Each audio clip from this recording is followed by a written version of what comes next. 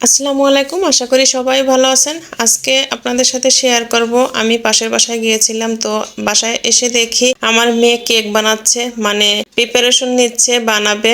তো কি কেক বানাবে? Chocolate cake. তো বাসায় কিছু কিছু জিনিস ছিল না, যেমন কোকো পাউডার ছিল না, তারপরে আরো কি কি যেন ছিল না। তাই দুই ভাই বোন মিলে এগুলো নিয়ে এসে তারপরে শুরু করছে, তখনই হচ্ছে যে আমি চলে আসলাম। তো দেখে নিন, আমার মেয়ে বানিয়েছে আর আমার ছেলে দোকান থেকে কিনে আনছে, মানে দুজনারই এই কেকের পিছনে অবদান আছে। আমার মেয়েটা চেয়েছিল পন্স চকলেট কেক বানাবে। তো পন্স চকলেট কেক বানাতে হলে তো ডিমটা যখন ভাঙবে, কুসুমটা আলাদা করে তারপরে যে সাদা অংশটা আছে ওইটা ফেটিয়ে নিতে হবে। কুসুমটা আলাদা করা উচিত ছিল, তো ওটা তো খেয়াল নাই ওর। তো ও কুসুমটা আলাদা করেনি, তাই ক্রিম ক্রিম বানাতে পারেনি। হ্যান্ড মিক্সার দিয়ে অনেক চেষ্টা করেছে কিন্তু পারেনি। তারপরে দেখি অনেক কষ্ট হয়ে গেছে, তো আমি ধরলাম, ও দিল সব কিছু, তারপরে আমি সব মিক্স করে দিলাম। সুগার পাউডার দিয়েছে 1 কাপ আর তেল দিয়েছে 1 কাপ, তারপরে এই যে কোকো পাউডার দিল 1 কাপ। আমি বলেছিলাম কোকো পাউডারটা একটু কম দিতে, না সে শুনবে না, তার মতো করেই সে বানাবে। তারপরে দিয়ে দিল গুঁড়া দুধ।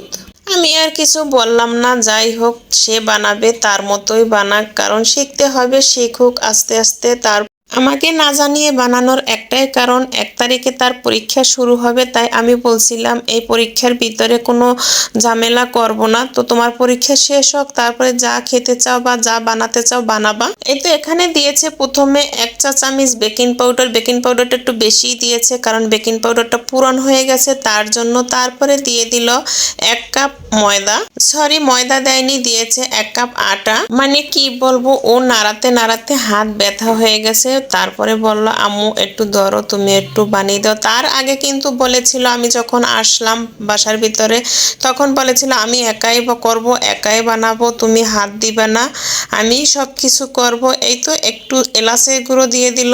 ভ্যানিলা এসেন্স শেষ হয়ে গেছে, তার জন্য এলাচের পাউডার দিয়ে দিল।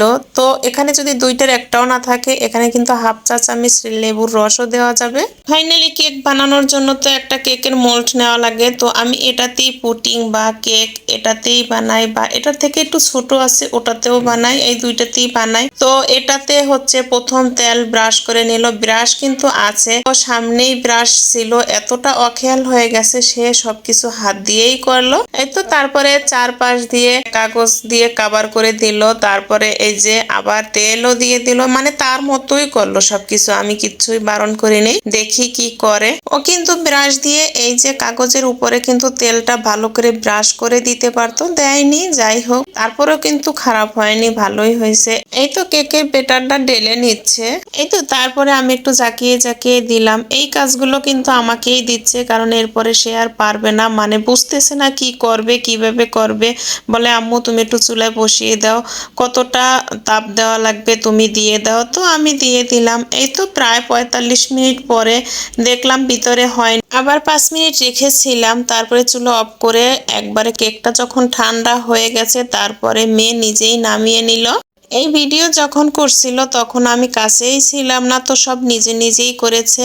এটা যে একটু চাপ দিয়ে দেখানো লাগে বা দেখান যায় সেটা সে বুঝতে পারেনি। কেকটা কিন্তু আসলে অনেক নরম হয়েছিল, সফট হয়েছিল, কিন্তু দেখাতে পারেনি। যাই হোক, সে কেকটা ক্রিম দিয়ে সাজাতে পারেনি, তাতে কি হয়েছে, এই তো 2 পদের চকলেট দিয়েই সে সাজিয়ে নিল তার মতো করে। তার কথা একটাই, আমার মতো করে আমি সাজিয়েছি, কার কি। আবার সে বলছেও এর পরের বার যখন আমি বানাবো তখন কিন্তু আমি ক্রিম দিয়ে সুন্দর করে অবশ্যই সাজিয়ে নেব। আমার ছোট ছোট বাচ্চারা বানিয়েছে, কেমন হয়েছে বলবেন। আর এত কষ্ট করে বানিয়েছে, আপনাদের সাথে শেয়ার করলাম। যারা এখনো আমার পেজে ফলো দেননি প্লিজ ফলো দিয়ে দিবেন, যারা আমার চ্যানেলটিতে সাবস্ক্রাইব করেননি প্লিজ সাবস্ক্রাইব করে দিবেন, প্লিজ প্লিজ। সবাই ভালো থাকবেন, আসসালামু আলাইকুম, আল্লাহ হাফেজ।